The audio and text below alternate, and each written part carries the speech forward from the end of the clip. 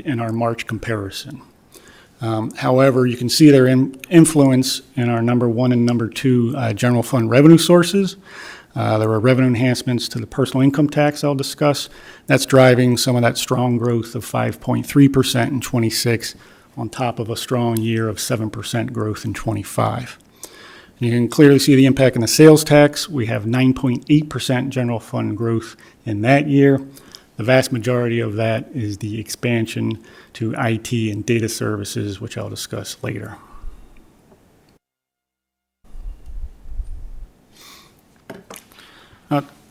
Touching base on the state tax legislation, there was 4 significant changes to the personal income tax. There was a modest increase in the standard deduction. There is a limitation on itemized deductions for most taxpayers once they are at $200,000 in income. There's a new capital gain surcharge of 2%, and there's new rates and brackets as well. Another critical aspect of this is similar to the federal legislation. It was enacted in 2025, but it's effective in tax year 2025. So what that means is most of the revenue will likely materialize in final payments and or lower refunds. So we won't get a good read on whether the revenues are materializing in the manner we expect until probably after the March estimate. So that's one risk factor to highlight today. And for the sales tax, new or expanded taxes are often difficult to estimate. We don't have existing tax data. And the last time the sales tax was expanded significantly, it was to certain online sales and digital goods. Probably took about a year and a half for us to right-size that estimate. And we'll have better data on that earlier than the personal income tax, but we're probably not going to know what we'd like to know in December. It may not be until March until we get kind of a clear picture of how those collections are coming in.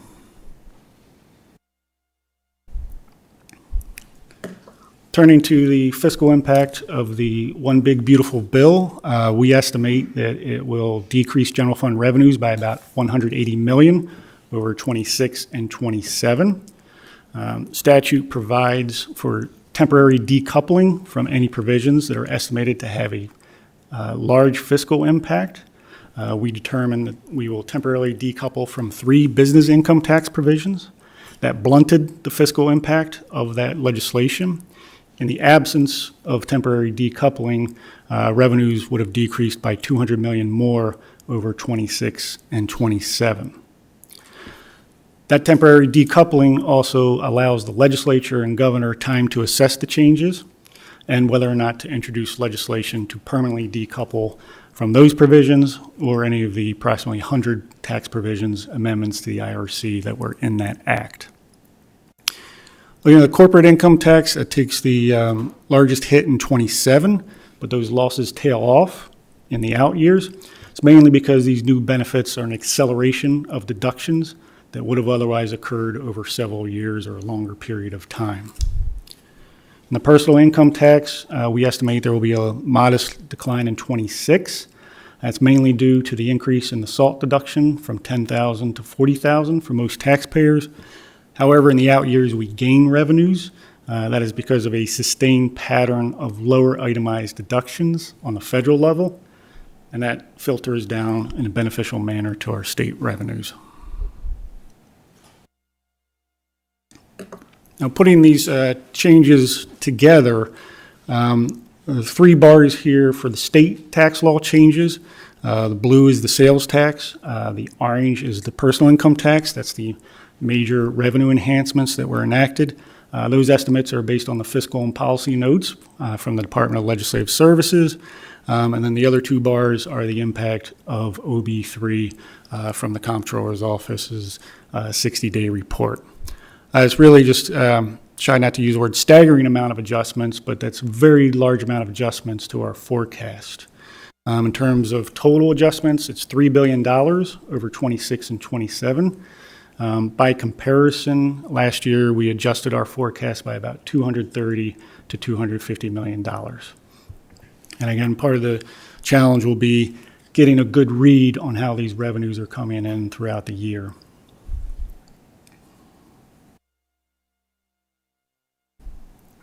Now, we're carefully monitoring three changes in federal policy. We'll be discussing changes in federal employment. That's our biggest risk factor. There's also changes to federal immigration policy. We've talked in previous board meetings about the importance of international immigration to Maryland. Maryland has had sustained domestic outmigration, and that international migration has helped offset that domestic outmigration. Now, we're also carefully monitoring the impact of tariffs as well. Now, unlike the impacts of federal employment reductions, Maryland does have a lower direct exposure from tariffs. In terms of our businesses are less interconnected to the international economy, and in this case, fewer exports. However, if this adversely impacts the national economy, it will filter down to Maryland in terms of lower business hiring, perhaps, lower business margins, and then also consumers may also face higher prices.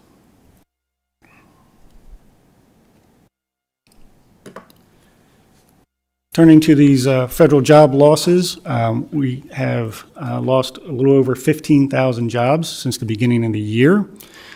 Maryland accounts for about 1 out of every 6 total job losses so far, primarily because most of these losses have been in civilian agencies. And looking at the monthly losses, the orange bars, in 5 out of the last 6 months, we have lost at least 2,500 jobs. So if that is sustained, we would probably have about 25,000 losses at the end of the year. However, that critically does not reflect the deferred resignation program and other voluntary early retirement programs. So that program generally is paying employees up to September 30th. At that point, they will no longer be employees and they will no longer be paid. So this is a critical step that we need to assess. And similar to the tax law changes, we may not know what we hope we know in December. It may not be until March till we can kind of assess what impact that has had on our withholding income tax revenues. The other thing about these losses and spending reductions, we really need to see them stabilize before we can improve our economic outlook and our economic forecast. So until we reach that point at which federal employment stabilizes and spending stabilizes, we're going to be cautious on the outlook.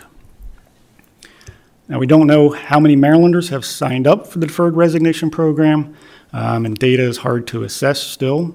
But the OPM director recently said that federal employment is going to be 300,000 jobs lower at the end of the year than it was in the beginning, and that compares to roughly 100,000 losses so far nationally.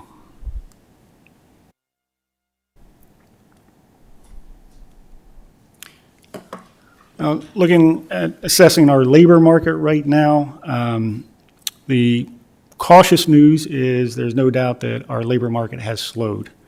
On the left, we are looking at the 12 months of growth prior to last September, and then in the orange bars, what we've grown in the prior 12 months to this forecast. So Maryland, this data has indicated a significant slowdown. It's also concerning. It's been across multiple industries. Healthcare is really the only industry at this point that is growing. With the caveat, this data is always subject to revisions. The U.S. has slowed, but not as much. It's mainly because we slowed earlier. According to this data, we slowed in the beginning of the year. However, the last few months of job creation in the nation has been weak, so we're monitoring that as well. Looking at our metropolitan areas, the impact of federal government, spending reductions, areas that are receive more of these funds, have more of these employees are going to be disproportionately hurt more. And indeed, the Washington metropolitan area has contracted in terms of employment. All of our metro areas, though, are growing slower, and they're either at or near the bottom of labor market expansion compared to all other metropolitan areas in the U.S. The unemployment picture is a little bit better, but you do see a spike in unemployment in the metropolitan area of Washington, albeit from a little bit lower levels from the nation. On the positive side of the labor market, we are not seeing a significant shedding of jobs. We're not seeing a lot of layoffs. This is looking at our private sector layoff notices. This was certainly concerning. In March, we had that initial pulse or surge of layoffs. A lot of these were federal government contractors, specifically those connected to USAID. However, fortunately, unlike the federal employment losses, they did not continue, and they normalized in the months after March. You can see a little bit of an uptick in the last 2 months, but not anything near the level that we experienced in the beginning of the year. UI claims tell a similar story. Initial claims are right at the level that they were last year. Continuing claims have drifted up a little bit since the summer, and that suggests that people are having a harder time finding reemployment if they lose their job. There's been a lot of articles discussing kind of a low hiring, low firing labor market.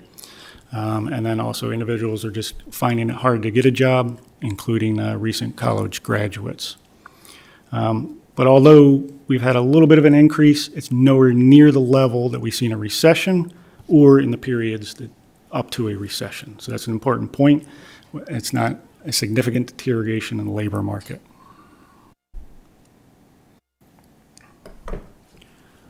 Relative to this economic data, our revenues continue to outperform the slowing economic data. As I mentioned, our withholding and our sales tax continue to grow. And I think there was a similar pattern in the region in both Washington, D.C. and in Virginia. In our case, we took proactive adjustments starting in December. Our critical objective was today for us not to write down revenues by a significant amount because we didn't anticipate any effects, and we've achieved that goal. And similarly, in those states, Virginia closed 500 above their estimates. In D.C., their fiscal year closes in September 30th. They recently raised their revenue estimates because we all also benefited from that surge in capital gains as well. So it was a combination of not a greater than anticipated effect from the federal government and the surge of capital gains that I think helped us all in fiscal 25.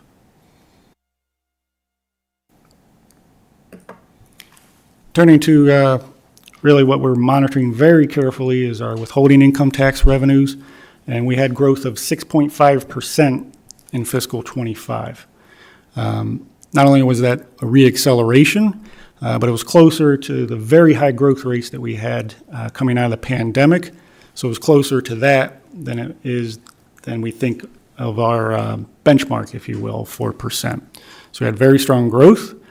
In this forecast, we're taking a similar approach, and we're recognizing year-to-date strength.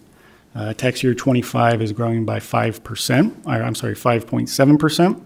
We expect it to grow by 3% the rest of the year. And we're pushing the weakness out into fiscal 26, if you will. Not taking into account law changes, our economic forecast is driving down our withholding forecast by 2 percentage points in tax year 2026.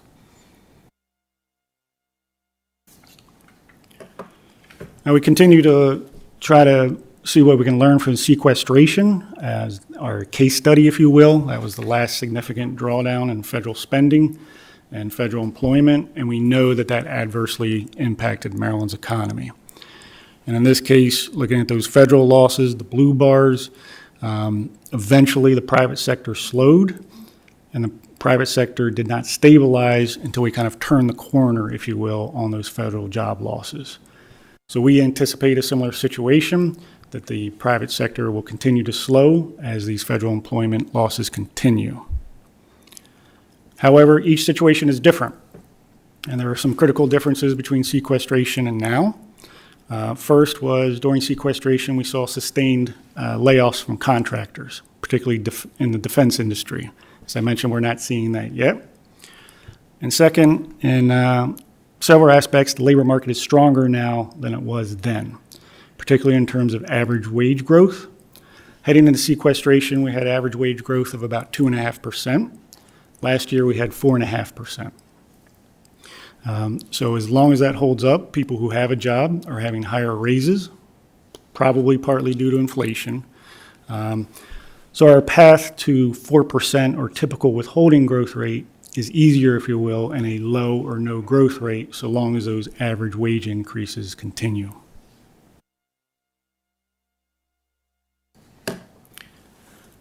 Turning to the sales tax, the blue bars are the general fund growth rate over time, similar to many of our revenues, kind of what we think of our trend growth rate before the pandemic, the very high growth rates in the recovery afterwards, and particularly for the sales tax, some tepid growth after the pandemic. Part of that was the statutory changes that put additional money into special funds, and it depressed the general fund. However, the growth rates in general were slow. However, in fiscal 25, we did have a nice bounce back. We had gross receipts growth of a little bit more than 3% and general fund growth of 2.6%. But our base collections, if you will, of 1.8%, we've lowered our expectations, again, due to the softening of the economy and also the potential front loading of purchases with the tariff impacts. But then again, the very high growth rate that is almost entirely due to the expansion to data and IT services. So almost 10% growth in 26. The fiscal analysis assumes some ramp up, so it's still driving some growth in fiscal 27. So again, we'll be monitoring that very carefully to see how collections come in against the assumptions. So kind of thinking about where we've been in terms of our forecasts, we made these adjustments beginning in December, and it got us to the point in September where we're not writing revenues down significantly, and we could even absorb the unanticipated impact of a federal tax law that's causing us to write our revenues down because of that act. But unfortunately, we continue to be in a lot of economic uncertainty, the sustained federal job losses, and again, it's our expectation until those stabilize that the economy will slow and our revenues will slow. But within this forecast, we also have uncertainty over those tax law changes in the personal income tax and in the sales tax. So we'll be monitoring the impact of the deferred resignation program and those revenues from those enhancements as they come in within the fiscal year. Thank you. Great. Thank you, Robert, for that presentation. Before I turn it over to Secretary Grady and Treasurer Davis, I just want to make have a few key takeaways and comments. Sort of synopsis takeaways. As Director Lierman said, the forecast remains relatively unchanged with a slight write-down of $19.1 million. And I want to note that this actually feels like a big win for us. But for OB3, we would be writing up our revenues. And if you think about where we were earlier this year, in February and March, we were very concerned about where things would be today in September. There were even discussions about the need for a special session if things really deteriorated. And we are not there, which is good. These are very serious times and serious meetings, but I think it's important to note that our revenue estimates in March were incredibly sound, and we took the right tack in ensuring that we were being fiscally prudent as we moved forward. The board has forecast total general fund revenues of $26.67 billion in FY26, which is a growth of 3.7% over the FY25 actual revenue, and $27.13 billion in FY27, an increase of 1.7%. Today's revenue forecast, particularly for personal income tax collections, really does remain largely consistent with the projections that we shared in March. And as we noted in the FY25 closeout report, recent federal policy changes did not significantly impact last fiscal year's revenues, which is a good thing for us. Of course, we also have to stress that there's no question that we will see the effects of federal policy changes, job reductions, and spending cuts. The question is when those effects will materialize and the degree of the impact. Economists and policymakers are presented with many moving parts and multiple points of uncertainty as they prepare for another potentially difficult budget cycle. So 3 things that I want to talk about before I turn it over. One is the 60-day report. This was released earlier this month by the Bureau of Revenue Estimates and identified provisions that directly affect Maryland's personal and corporate income tax revenues and where the state will decouple from federal provisions that will have a revenue impact of $5 million or more. The provisions in the OB3 are expected to result in a reduction of $117.9 million during FY26 and $71.4 million during FY27. So we, as an agency at the Office of the Comptroller, will decouple from 3 provisions that meet that $5 million threshold. The research and experimental expenses, a new qualified production property depreciation, and modifications to the business interest deduction limitation. But then it is up to the Maryland General Assembly whether they want us to decouple beyond tax year 2025, which would require legislative action. The second thing I want to note is how many different ways what's happening at the federal level affects Maryland right now. First, there's the job losses. We have seen 15,000 jobs lost since the Trump administration took office. We are, of course, trying to stop that bleeding. I joined the Attorney General and many others in asking the USDA to reconsider the closure of the Agricultural Research Center headquartered in Prince George's County. If they moved that, it could mean a loss of more than 800 jobs, more than $100 million in wages. So there's just, frankly, the job losses. Second, there's the deferred resignation. As Robert explained, folks who took that fork in the road offer for the deferred resignation at the end of September, we don't know that they've taken it, and we don't know how many of them did take that option. Many of them may have already succeeded in finding other jobs. Some of those individuals may be retiring, and we don't know exactly when that data will show up in our revenues, but it doesn't show up yet. And then finally, a threat to what is happening at the federal level also threatens us, our labor force, our revenues, and our economic performance regarding the administration's actions on immigration. So in our State of the Economy brief on immigration last year, we found that immigrants make up almost 17% of our state and 21% of our labor force participation rate, which is a significantly higher participation rate than U.S.-born Marylanders.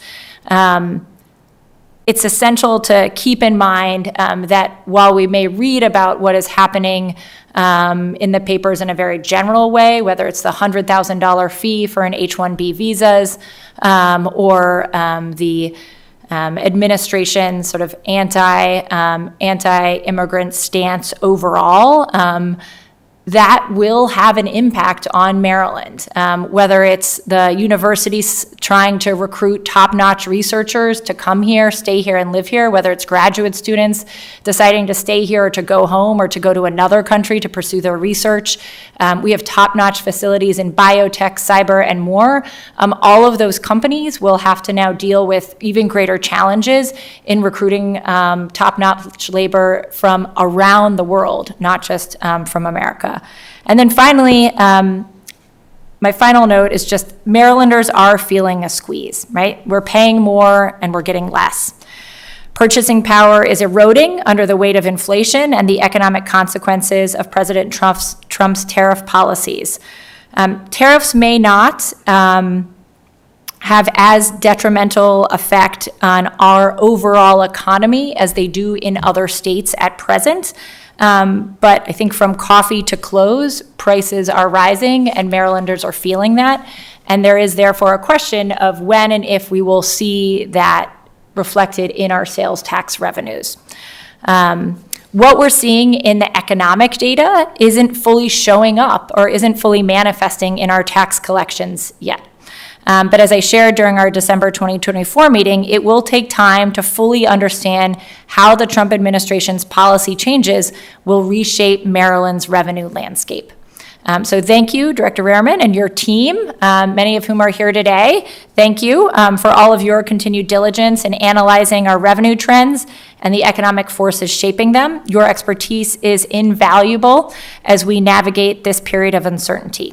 And with that, let me turn it over to Secretary Grady and Treasurer Davis for comments before voting to adopt the March forecast revisions. Great, thank you, Comptroller Lierman. So first, I do want to emphasize and second a little bit of what you heard the Comptroller speak to with regard to it's very encouraging at this point in the year to see Maryland's income tax withholding, sales tax collections continue to meet our projections through 2025 to date. That should not go understated. Second, just want to share a little bit of context about how the administration is thinking about these impacts and these factors as we begin in a very concerted way our work on the fiscal 27 state budget. So the administration will be working closely with our colleagues in the room and across our partner agencies to monitor in particular the further impacts to our economy and to state revenues from three factors in particular. The first one being, as the Comptroller discussed as well, the remaining federal layoffs as they take hold this fall. We'll be working very closely across state agencies and our partners here in the room and at the BRE to be monitoring those impacts and those trends as we begin to see more of these federal employees separating from federal employment this fall. Second, we're going to be really closely monitoring the impacts to Marylanders and to our economy from a potential federal government shutdown as soon as next week, and one that we all know has the potential to be a particularly prolonged shutdown. And then third, we're closely monitoring and analyzing alongside our agencies and other experts in state government the impact from changes to Medicaid and SNAP benefits approved by Congress and the Trump administration this summer, along with the expiration of the healthcare premium tax credits, which were also allowed to expire in the legislation that passed this summer, the impact from those changes on Marylanders and on our broader economy. These are, it goes without saying, these are incredibly uncertain times for Marylanders who rely on federal employment and who rely on these federal benefits, as well as for our broader state economy and state budget. Just for a little bit of context, I think we are very fortunate in that the administration and the legislature approved a state budget for fiscal 26, current year, that left significant cash reserves. And those cash reserves have now been bolstered further with our positive year-end results from fiscal 2025. Together, the general fund cash balance and the rainy day fund represent about 10% of general fund revenue in reserve, which positions the state well to navigate the uncertainty that we're describing for the months ahead. That said, there will be very difficult decisions for the fiscal 27 budget as we navigate these new federal changes. It goes without saying that Maryland has a long bipartisan history of gubernatorial administrations and general assemblies taking action to manage the budget when necessary. We've seen that clearly evidenced over the last 2 years, and Maryland is well served by its financial management processes and policies that provide guardrails and early warning systems, including this Board of Revenue estimates. The Moore-Miller administration has prioritized financial responsibility since day one, as exhibited by the many hard choices reflected in the current budget, and will continue to do so. And we're fortunate to have consistent and reliable partners in the presiding officers, the budget chairs, the comptroller, and the treasurer. On a personal note, with this being my final BRE meeting, I want to thank Robert and the BRE staff, as well as our colleagues on the Revenue Monitoring Committee, for their diligent work on this forecast and for their true collaboration with myself and the DBM team over these 3 years that I've had the pleasure of working with them. I also want to thank the comptroller and the treasurer for their collegial partnership as we have tackled so many challenges together over these past nearly 3 years, that a partnership that I know will continue strong with my successor. Thank you. Well, let me start on that note. Madam Secretary, it's been an honor to work with you. Myself and the Comptroller, we've had the privilege to serve with you on a number of different, boards and so forth, and your professionalism and just the way you go about your business is truly admirable, and congratulations on your future endeavors. Mr. Lierman and Madam Comptroller and Madam Secretary, they pretty much have outlined the situation in Maryland, so there's no need for me to restate what's been stated. So I get to complain then. You know, I can skip the analysis and go straight. First of all, let me start by thanking, again, everyone for all of their hard work. I know the decisions made by the House and Senate, by the governor, you, Madam Secretary, Madam Comptroller, those are not easy decisions to make. No one wants to raise taxes. And when revenue enhancements, revenue measures are made, they're not going into our pockets. Every dollar raised is being put back into Maryland's economy, and somebody's program or somebody's whatever, so it's getting funded. Everything that we do is benefiting someone in the state of Maryland, if not everyone in the state of Maryland. So we do those things because we have a standard. We have a way of living, a way of life that we want to put forth and that I believe our citizens expect. And so making these decisions are not easy. Obviously, we're all very pleased and grateful that the FY25 projections have come in above, at or above the estimates. We're pleased with that, but as was noted earlier, there's a lot of uncertainty. And it's, you know, it's kind of strange. It feels like I'm here, we all are pretty much saying the same thing every year. You remember last year, for those of you who were here, and we were talking about, and I think I was griping about a potential government shutdown, and I said, don't worry, we'll be back here next year saying the same thing. Yeah. And here we are next year saying the same thing, and let me go on record because I like being right, we'll be here next year saying the same thing. You know, when you look at the job losses, the tariffs, the budget cuts, the trade policies, all of those are federal actions that adversely impact Maryland. We bear the responsibility for making it work for our citizens anyway, but we're not responsible for the policies and decisions that come from the federal government. Nevertheless, we're still meeting our obligations for those who are concerned about our AAA bond rating or our bond rating. We're still meeting those obligations. We're still paying our bills. We're still making Maryland work. We're still a good investment, I guess is what I'm trying to say. Maryland, no matter the circumstances, we're still a good investment, and we will continue to do so. So I'll just close it out by saying, for me anyway, that our financial position remains strong and stable. We have made adjustments with the benefit of solid institutional footing and are well prepared to navigate this period of uncertainty. And we do it because we work as a team. We work as one Maryland. So thank you all for listening to an old man ramble. And we'll do this again, I'm sure, real soon. And I'll just use the same notes and repeat the same thing because it'll be the same thing. But we'll keep doing our jobs. So thank you very much. Thank you. Thank you. And Secretary Grady, it won't be the same without you.